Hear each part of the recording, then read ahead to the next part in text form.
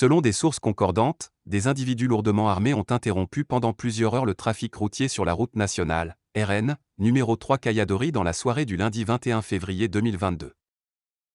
C'était dans la brousse de Naré, village situé entre Pisila et Tougouri, respectivement des communes rurales des provinces du San-Matanga et du Namantanga.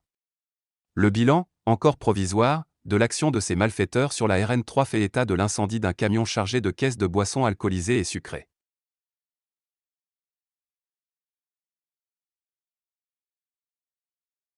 Selon des sources concordantes, des individus lourdement armés ont interrompu pendant plusieurs heures le trafic routier sur la route nationale, RN, numéro 3 Kayadori dans la soirée du lundi 21 février 2022. C'était dans la brousse de Naré, village situé entre Pisila et Tougouri, respectivement des communes rurales des provinces du San-Matanga et du Namantanga.